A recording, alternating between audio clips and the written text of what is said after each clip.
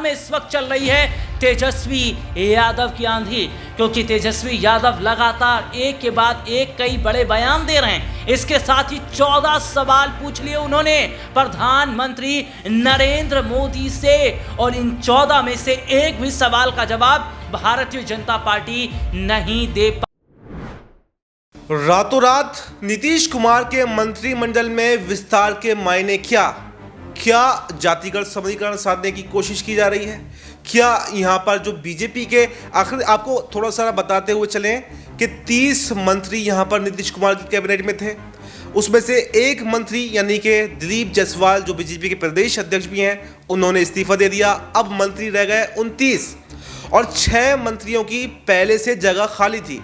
तो अब 7 जो मंत्री बनाए जा रहे हैं, उन 7 मंत्रियों में से एक भी जेडीयू का नहीं है, सारे के सारे बीजेपी के हैं। तो आखिर इसके मायने क्या?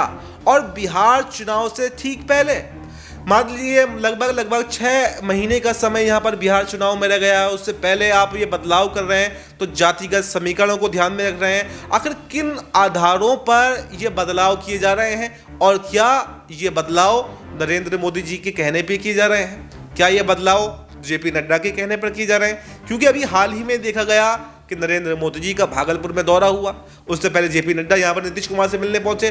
तो आखिर चल क्या रहा है, और क्या पूरे बीजेपी की सरकार, मतलब पूरी एनडीए नीतीश कुमार की सरकार को क्या बीजेपी ने टेक ओवर कर लिया है? क्योंकि अब से कुछ समय पहले तेजस्वी यादव ने भी एक बयान दिया था। उन्होंने कहा था कि हमारे चचा के हाथ में तो कुछ है ही नहीं, सारी जो सरकार चल रही है, जो सीएम ऑफिस चल रहा है, वो यहाँ से नहीं चल रहा, बल्कि वो तो दिल्ली से चल रहा है। तो कहीं ना कहीं उनकी बात पर अब यहाँ पर मोहर लगती हुई दिखाई दे रही है कि किस तरह से बीजेपी अपनी मनमानी यहाँ पर करती हुई दिखाई दे रही है।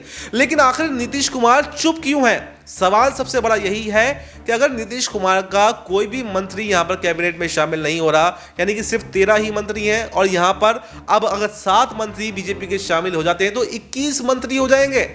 तो ऐसे में नीतीश कुमार आखिर चुप क्यों हैं? कौन सी ऐसी उनकी नस बीजेपी ने पकड़ ली है जो वो कोई बात नहीं कर पा रहे हैं? तो इन सब तमाम बातों पर हम चर्चा करेंगे। मेरे साथ मेरे सहयोगी राहुल जी मौजूद हैं। राहुल जी, मेरा पहला सवाल आपसे रहेगा कि राजनीति में हलचल तो तेज होती हुई दिखाई दे रही थी, लेकिन आज जो कैबिनेट विस्तार किया गया और इसमें तमाम ही जो मंत्री हैं वो बीजेपी की तरफ से शामिल किए गए, तो तमाम सवाल खड़े हो रहे हैं। और सवाल ये खड़े हो रहे हैं, सबसे पहला सवाल तो ये है कि आखिर नीतीश कुमार के सामने क्या मजबूरी है जो बीजेपी की हाँ में हाँ मिला रहे हैं? और दूसरी बात ये है कि आखिर चुनाव से पहले ऐन मौके पर मंत्रिमंडल विस्तार करने की जरूरत ही क्यों पड़ी? क्या तेजस्वी यादव से, क्या लालू यादव से यहाँ पर बीजेपी डर गई है? जी बिल्कुल, देखिए अब्बास भाई, भारतीय जनता पार्टी इस वक्त बिहार में डरी है, क्योंकि बिहार में इस वक्त चल रही है तेजस्वी यादव की आंधी, क्योंकि तेजस्वी यादव लगातार एक के बाद एक कई बड़े बयान दे रहे हैं। इसके साथ ही 14 सवाल पूछ लिए उन्होंने प्रधानमंत्री नरेंद्र मोदी से, और इन 14 में से एक भी सवाल का जवाब भारतीय जनता पार्टी नहीं दे पाई। भारतीय जनता पार्टी इस बात को समझ गई कि अगर बिहार में बड़े बदलाव नहीं किए गए तो तेजस्वी यादव बिहार में आसानी से सरकार बना लेंगे, वे मुख्यमंत्री बन जाएंगे। और सबसे बड़ी बात यह है कि अचानक जहां प्रधानमंत्री नरेंद्र मोदी के स्वर में मिठास आने लगी, वे नीतीश कुमार को लाडले मुख्यमंत्री बताने लगे। और दूसरी तरफ नीतीश कुमार की जेपी नड्डा के साथ मुलाकात हुई है। इस मुलाकात की अगर मैं बात करूं तो इस मुलाकात में कई बड़े चेहरे मौजूद थे, जिसमें मैं अपने दर्शकों को जरा बताऊं कि नीतीश कुमार जब इस बैठक में मौजूद थे तो इसमें देखिए कौन कौन था, सुनिएगा ध्यान से।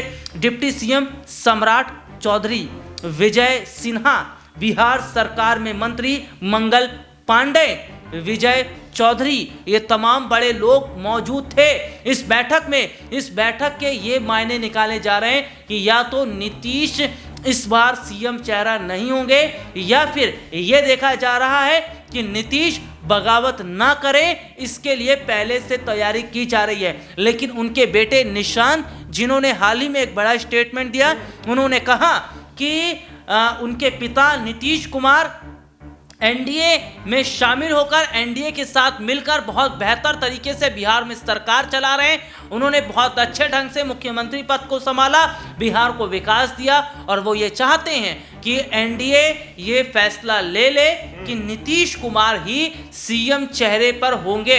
अगर फैसला नहीं लेती तो क्या जेडीयू समर्थन वापस ले लेगी।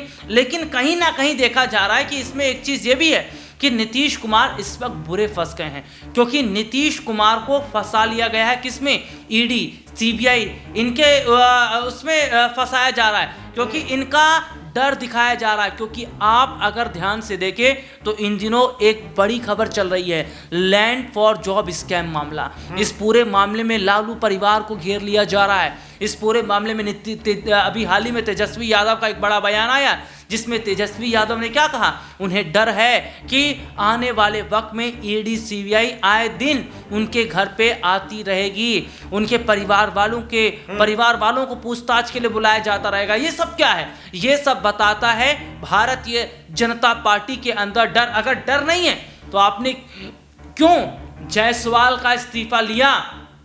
इस्तीफा लिया तो लिया, जायसवाल ने इस्तीफा लिखते वक्त इतनी बड़ी बड़ी गलतियां कर दी हैं। ये बताता है कि उन्हें ढंग से हिंदी लिखने नहीं आती है, और ऐसे लोग आपके यहाँ पर इतने बड़े बड़े पदों पर हैं। और सबसे बड़ी बात क्या देखी जाती है कि अगर उन्हें डर नहीं था बिहार के अंदर और उन्हें लग रहा था कि आसानी से सरकार बन जाएगी, तो इसका फिर ये हम क्या समझे, या मेरी साथ जो जनता इस वक्त हमारे इस प्रोग्राम को देख रही है वे इसका क्या मतलब समझे कि जो 7 पद खाली हैं उसमें से बीजेपी कोटे से जिन्हें 7 जो नीतीश कैबिनेट में जिन 7 को जगह दी जा रही है वे राजपूत हैं, भूमिहर हैं, कुर्मी हैं, कुशवाहा हैं, दलित हैं, वैश्य हैं। इसका क्या मतलब है? अच्छा राहुल जी, यहीं से मेरा एक सवाल बनता है। देखिए, पहले ये देखा गया था कि बिहार के अंदर नीतीश कुमार जातिगत जनगणना करवाने पर तुले हुए थे, तो क्या अब भी अगर एनडीए के साथ में सरकार बनती है तो क्या अब भी नीतीश कुमार यहाँ पर जातिगत जनगणना करवाएंगे?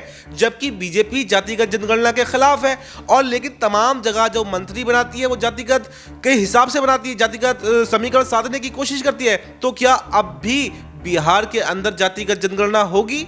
देखिए अब्बास भाई, मुझे ऐसा लगता है जातिगत जनगणना को लेकर विपक्ष ने जिस तरीके से सवाल खड़े किए उसके बाद में देखिए इस पर चुप रही भारतीय जनता पार्टी, इस पे तमाम लोग चुप रहे हैं। इस पे देखिए राहुल गांधी ने भी जातीय जनगणना पर अपनी बात रखी थी।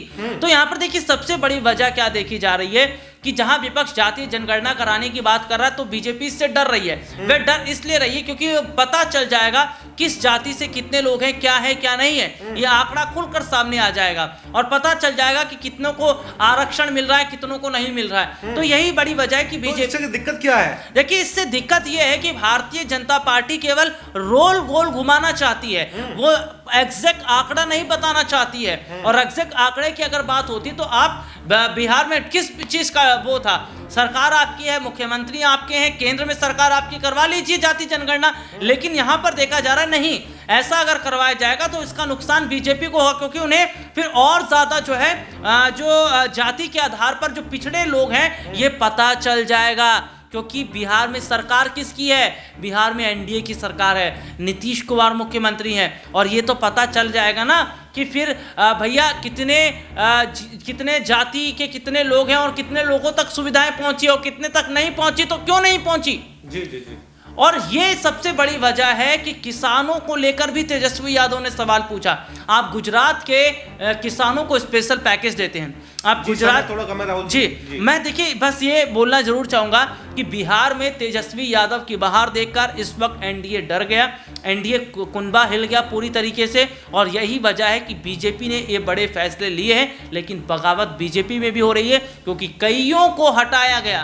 बीजेपी के कई बड़े ऐसे चेहरे, ऐसा नहीं है, बीजेपी के भी कई विधायक ऐसे थे जो उनके अपने थे, वे सोच रहे थे इन्हें कैबिनेट में जगह मिलेगी, लेकिन उनको हटाया गया और किसी और को बीजेपी ने सोच समझकर जगह दी, जिससे बगावत बीजेपी में भी हो रही है।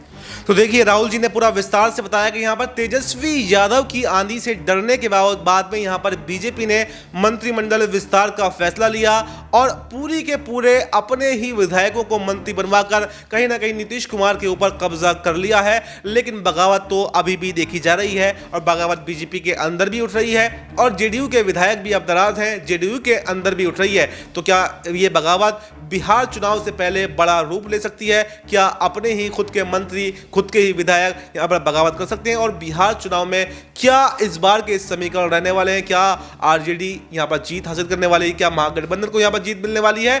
और क्या एनडीए कुछ कमाल कर पाता है? ये देखना काफी दिलचस्प हो जाएगा। तो फिलहाल इस प्रोग्राम में इतना ही। इस पर आपको क्या कुछ कहना है कमेंट बॉक्स में अपनी राय जरूर दें और देश दुनिया की तमाम बड़ी खबरों के लिए देखते रहें नेक्स्ट 9 न्यूज़।